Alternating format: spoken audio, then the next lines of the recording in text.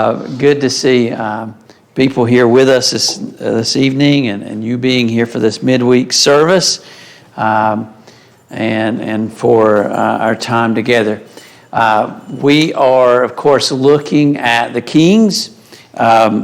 We are in our study. We're in the period of time with the divided kings, and so in our last couple of studies. We looked at our last study at the kings, the quick succession there in the north. We've been in Israel for much of our study, the northern 10 tribes. And we were looking at Elah, Zimri, Tibni, and Omri.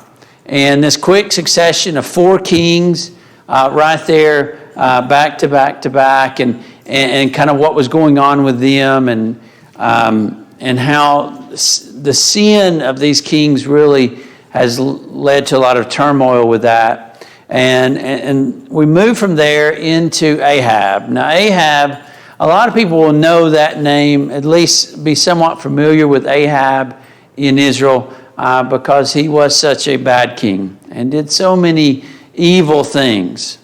And so we were looking at him, and we're going to continue forward. There's a lot here with Ahab. Now, some kings, again, I'll mention, we're not going to spend a lot of time on, but Ahab, there's just so much there. And I find it interesting. Ahab may be one of the kings you find the most about, with the exception of Saul and David and Solomon. And so we're going to continue with that. If we have time, we're moving forward to, we'll begin to look at Jehoshaphat in the south, and we'll move back to Judah. And so tonight as we begin, we're looking at Ahab. Now, Ahab reigned 875 to about 854, so he's got about 20-year reign there in the north. Of course, who is the wife of Ahab? We're all most people are familiar with his wife. Jezebel, right? And so, of course, she factors in a lot in his reign. Now, when we were together last week, we began to look at an overview. As you're in chapter 16, there, as the writer is recording the life of Ahab, he gives us a kind of a summary of his life. And so in verse 29, he tells us that Ahab reigned over Israel and Samaria 22 years. Now, what's significant about Samaria? Becomes the capital of the north. We noted, and here it is on the map, we noted the capital has kind of moved around a little bit. Well, now it's going to really kind of find a home in Samaria. This is also significant because when you get to the New Testament, Samaria becomes synonymous with the people of the northern kingdom of Israel. John 4, of course, is where Jesus meets the Samaritan woman at the well. You know, she's from Samaria, important place. Verse 34 of this same text lets us know something. Verse 30, before I get to 34. Verse 30 said that we have read over and over again where the text will describe these kings as being more evil than their predecessors, or it will define them as being like Jeroboam. Remember Jeroboam? What did he do? Just as a way of a reminder, what was his big sins? All right, so number one, he put an idol, a golden calf in Bethel, and all the way up here in Dan. So number one, he led the people in idolatry. What else did he do? Had priests that were not Levites. Yes, were anyone but Levites, which went even beyond that. So he of course brought in a lot of idolatry. So you remember those two big things about Jeroboam.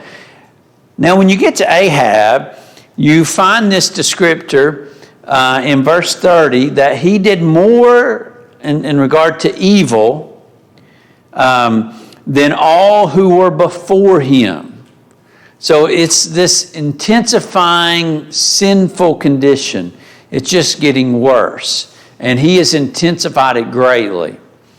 Verse 31 lets us know that he married Jezebel. Now, what do we know about Jezebel from verse 31? Is she an Israelite? She's a Sidonian, right? She's a foreign lady, and he has married her. Of course, the Bible, and we looked at this, condemns that practice of the Israelites going after foreign women. What else do you note from verse 31? 16:31.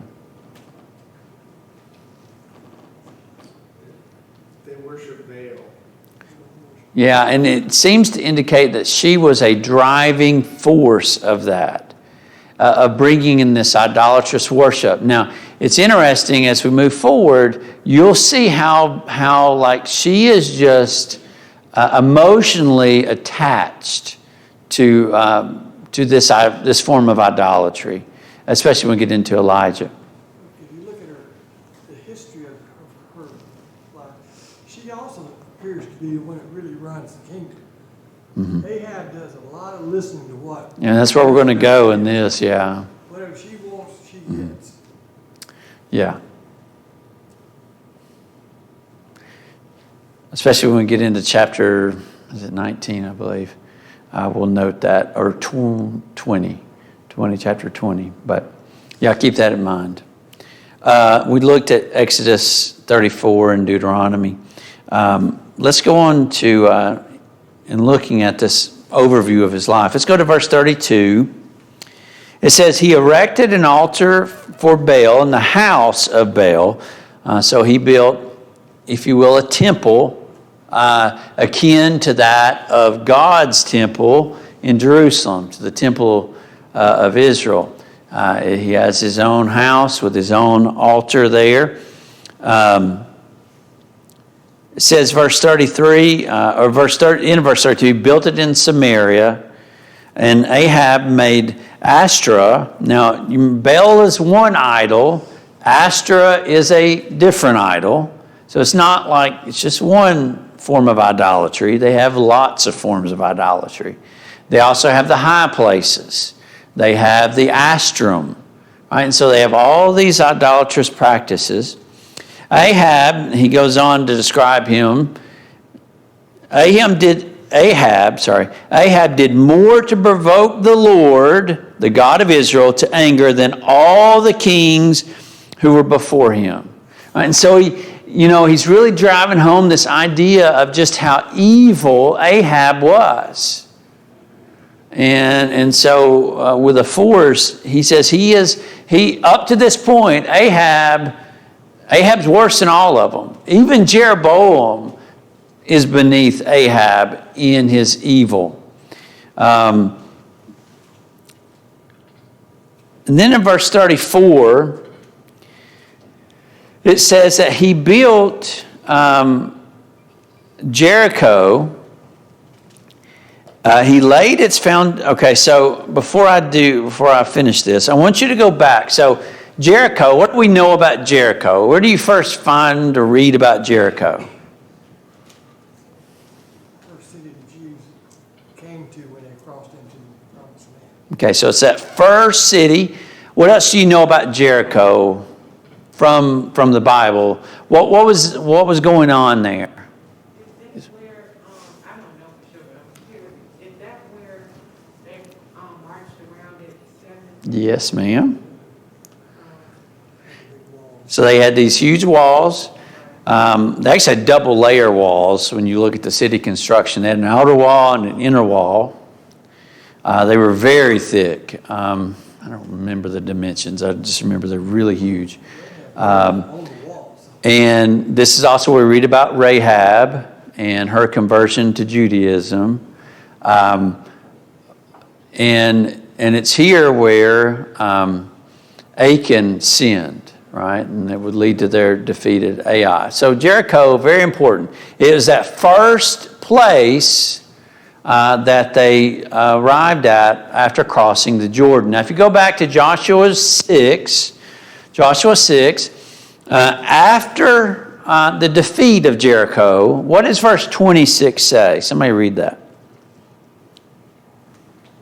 Joshua 6, verse 26. It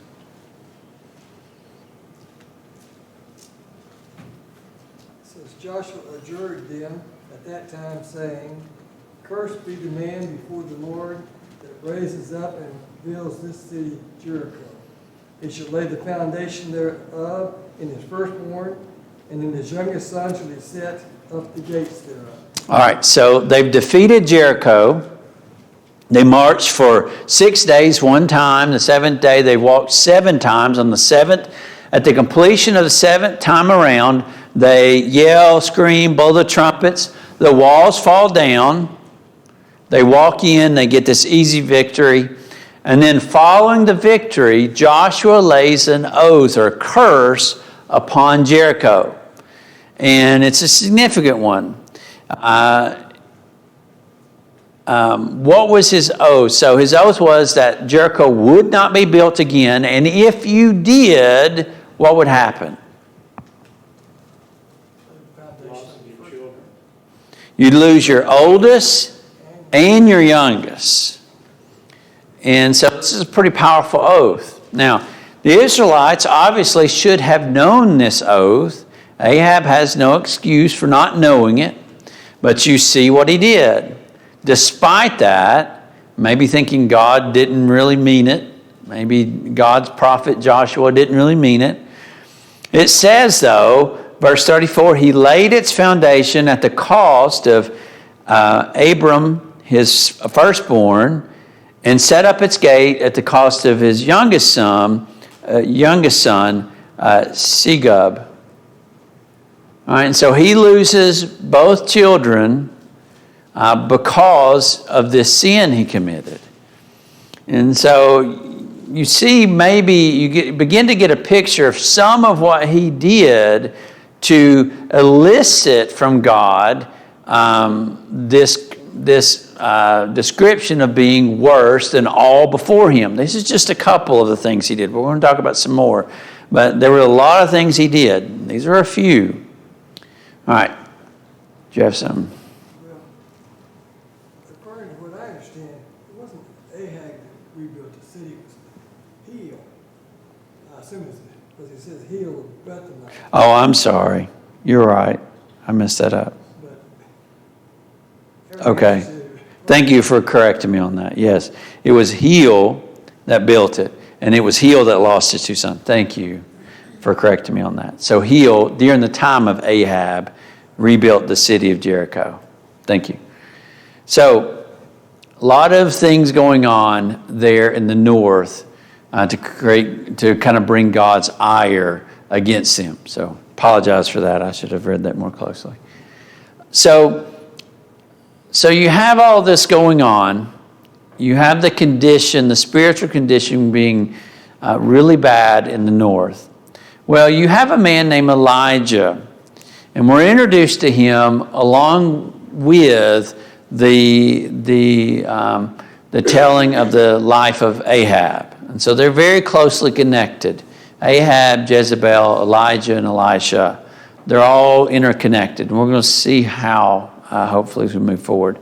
So we're introduced to Elijah in 1 Kings 17. So chapter 17 opens up by introducing to us Elijah the Tishbite of Tishbe in Gilead.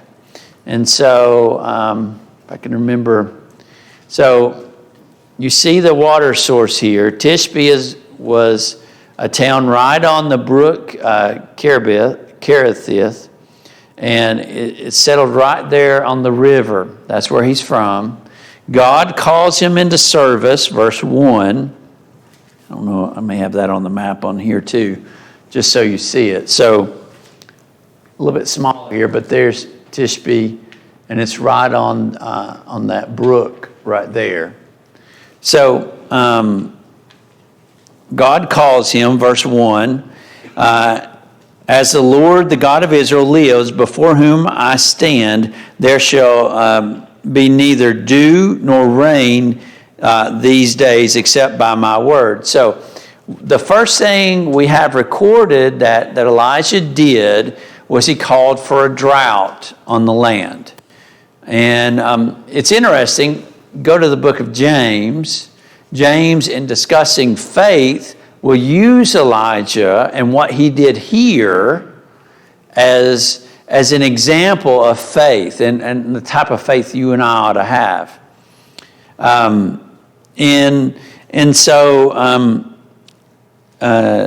He calls for this drought.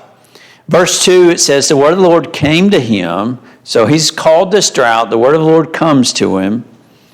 And he says, depart from here and turn eastward and hide yourself by the brook Kerith, which he would have known very well, which is east of the Jordan. You shall drink from the brook, and I've commanded that the ravens to feed you there. So he leads a very interesting life, and a lot of interesting things happens to him.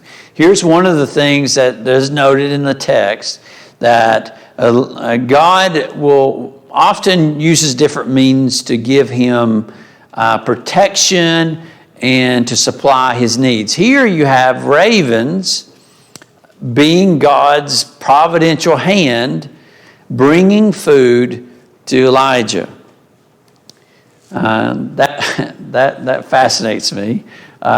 Ravens are very smart, and it's interesting. Ravens are noted as being thieves. I don't know if you know this, but ravens, some people train them to steal, and ravens will actually trade you things. Will trade for food with you. People have been noted doing this. Well, here God using the raven to feed Elijah.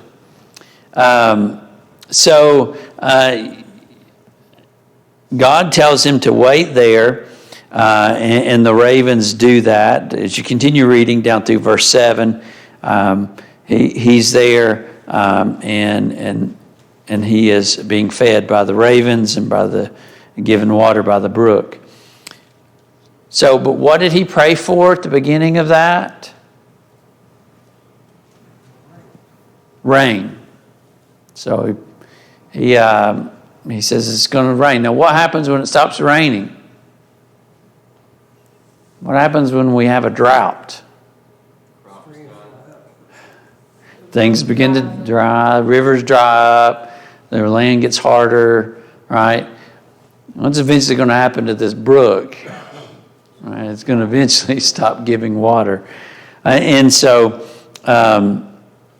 Elijah stays there for a while. Eventually, the brook begins to dry up. Then God sends him away. He says in verse 9 that he's to go to Zarephath, which belongs to Sidon, and he's to dwell there with a widow. And this widow is going to take care of him. Now, up here, whoops, I didn't mean to do that. So you'll see it up here on this map.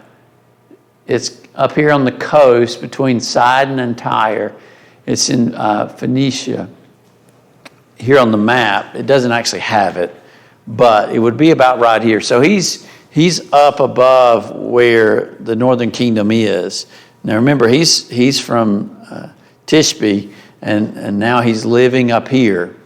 And he's going to come into the home of this widow, and again, God's going to find an interesting way to take care of his needs. And so he goes there, he finds this widow. Now in verse 10, it says that when he gets to Zarephath, he comes to the gate of the city, and there's a widow who was gathering sticks. He called to her and said, "Bring me a little water in a vessel that I may drink." Verse 11, and as she was going to bring it, he called to her and said, "Bring me a morsel of bread in your hand." Simple request, but what's her response in verse 12? And she doesn't have bread. She has very little bread, and you notice here, she says, only a handful of flour in a jar and a little oil in a jug. And now I'm gathering a couple sticks that I may go in and prepare it for myself and my son, that we may eat it and die. Now, why does she think she's going to die? No food. Why does she have any food? Drought, right? What does drought affect? Is it going to affect the wheat? Going to affect the wheat. Not a lot of flour to go around. When you have scarcity of product, well, those who have the most money can buy it. This is a poor widow. She's not going to be able to buy the expensive wheat on the market. And so she has a little bit. Her and her son are there living together. And she's like, this is it. You know, she doesn't know where her next meal is coming from. What I also find interesting, it doesn't tell us one way or another, even if she's a Jewish woman. I think it's reasonable to assume she's not Jewish. She's a Gentile. She lives in the Gentile world. There seems to be no indication. Now, I can't say that for sure one way or the other. But so she has little means. She's there picking up sticks so she can go in and bake this loaf of bread, the last that she has. And so he asks this of her.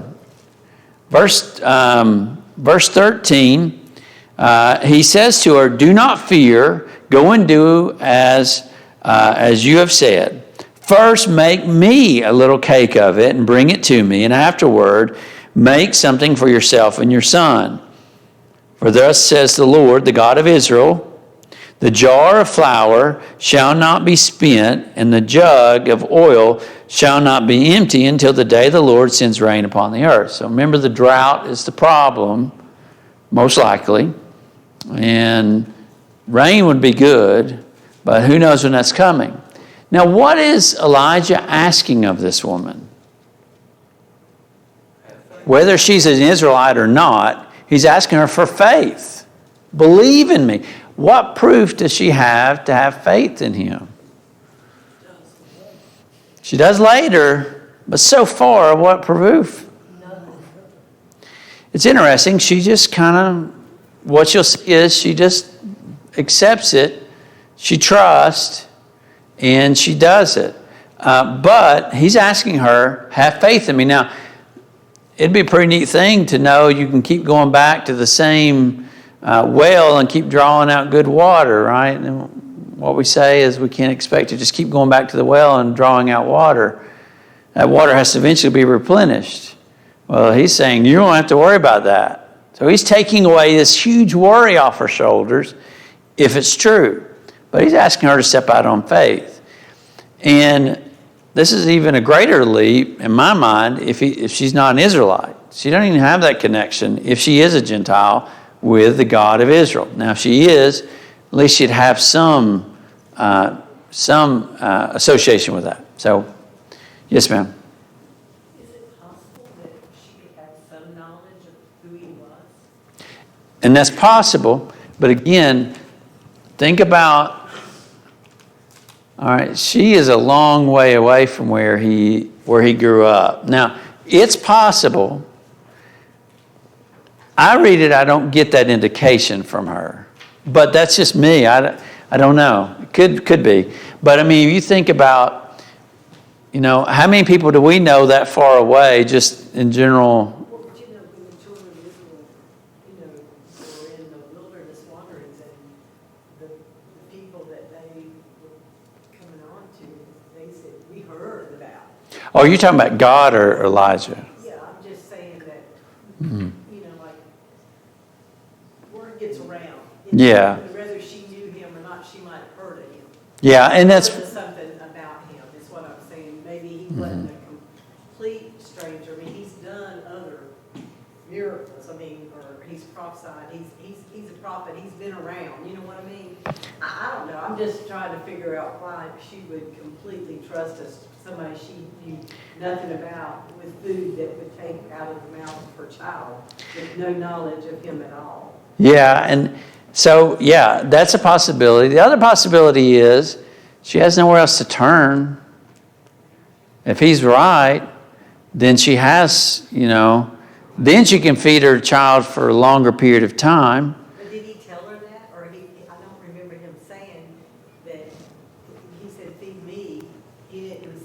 And then you'll just keep getting stuff. Well, you go down to verse 14, right after he says that. He says, for thus says the Lord God of Israel, the jar of flour shall not be spent, and the jug of oil shall not be empty until the day that the Lord sends rain upon the earth. So he gives her that promise.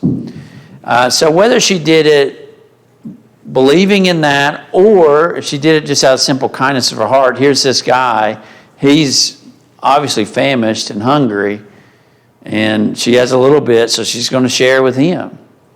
Whatever the motivation is, it could be lots of different things, but yeah, it's kind of an amazing act of faith on her part, in my mind. You know, verse 9 says that the Lord commanded the widow to provide for you. Mm-hmm. So we don't know what that consisted of. Yeah, and there's another element to there that God doesn't lay out for us, how he influenced her to do this. I don't know. Yeah.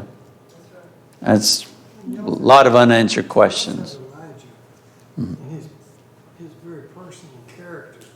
Sometimes people can evoke a lot of confidence just by the way they carry themselves and how he viewed the situation. Yeah. And it seemed like Jesus mentioned back in his life that God didn't send Elijah to anybody but the widow in the days of the famine, and or Naaman, the leper, wasn't, nobody, Israel was cured of leprosy except Naaman, and no one was given rations, but this, I think it goes to the fact that she probably was not a Jew. Hmm. Yeah, so, whatever the situation is, we know God didn't make her do it. God doesn't take away our free will. She still had to act out of faith, in some element here. And so he says that to her. And at verse 17, the mistress of the house became, verse 15. Sorry, I'm jumping ahead of myself. 15. She went out and did as Elijah said. And she and he and her household ate for many days. God did exactly what Elijah said he would do. The jar of flour was not spent, neither the jug of oil become empty, according to the word of the Lord that he spoke through Elijah. Now, this is one powerful example of God being with Elijah and reaffirming this woman's faith in Elijah and in God ultimately. You're going to have another one. You're going down to verse 17. The son of this woman, her only kind of family, it seems to be, in the world, it's her and him. And he becomes ill.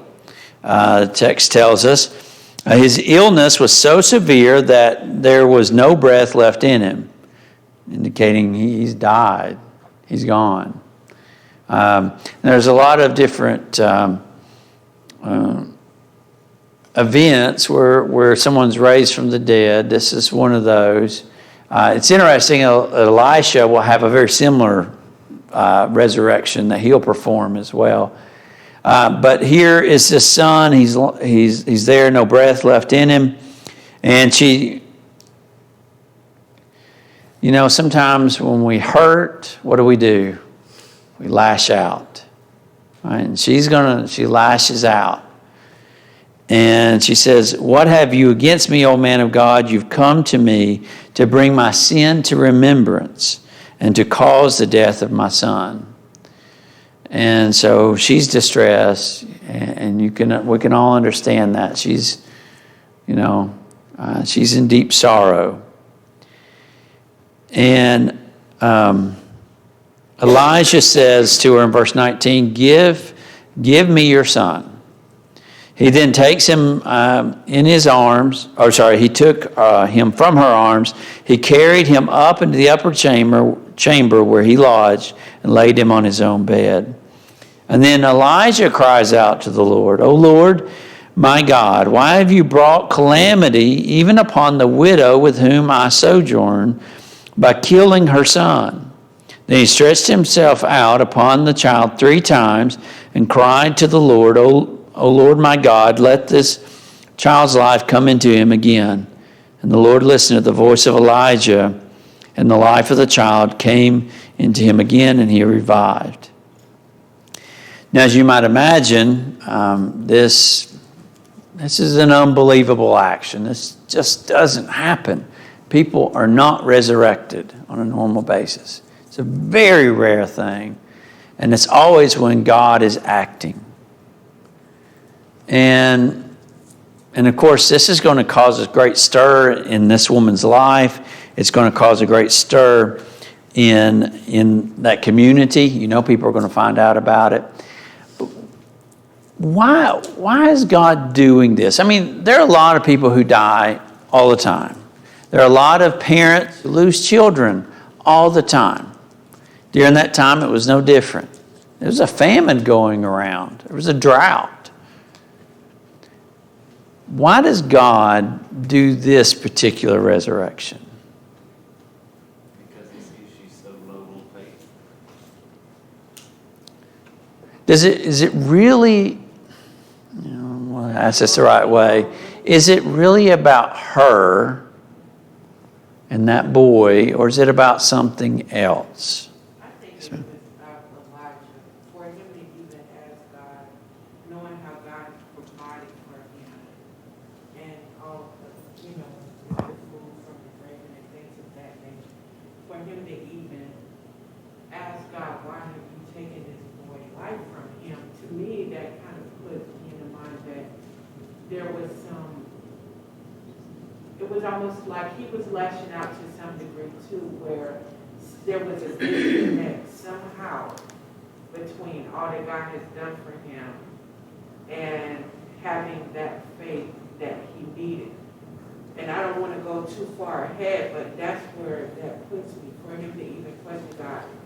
And when you say it, I'm thinking, you're right, it wasn't just for her, it was for him too, to take him to a different place. I think it really is about Elijah, because God's going to ask some hard things of Elijah. He already has. I mean, think about it. One time he's being fed by ravens. Now that sounds all kind of like sci-fi and like you might read that in a book or something. But to be in a condition where you're having to be fed by ravens, that's a pretty low spot. Where you're having to run from one place to the other. He's not living a glamorous life.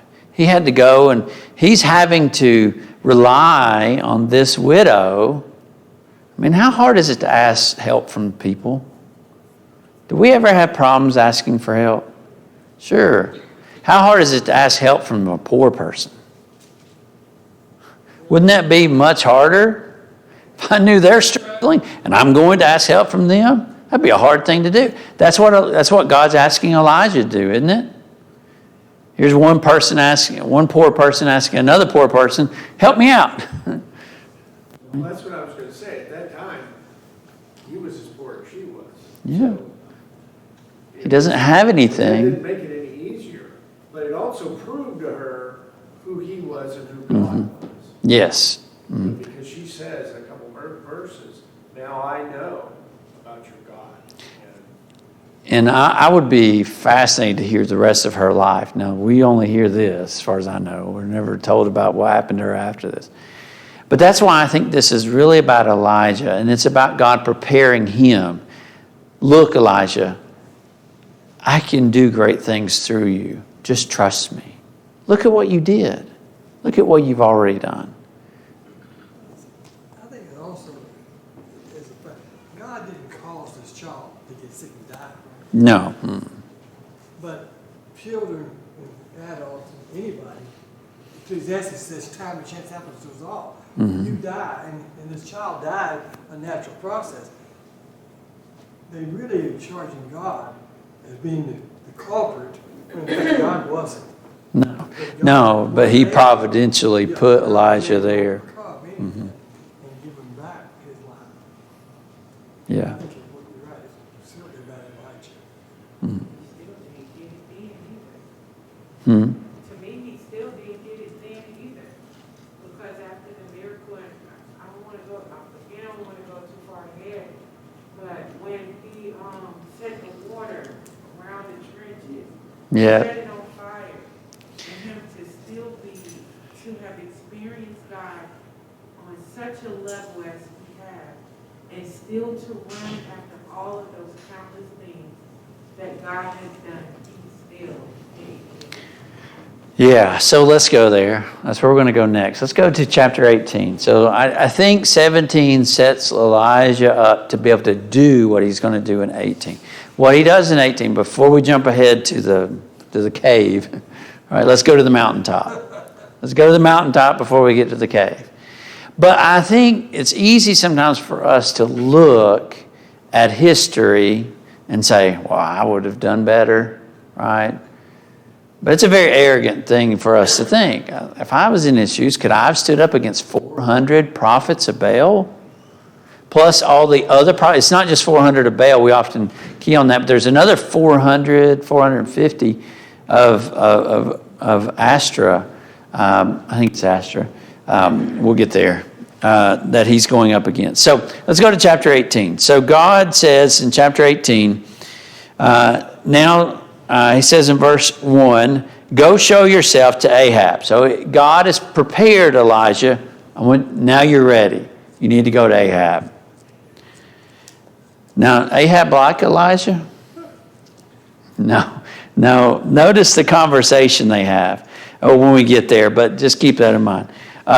He says, go, and I will send rain upon the earth. So we're in the midst of this drought. God's getting ready to perform this really great thing on Mount Carmel, and then he's going to return the rain to the land.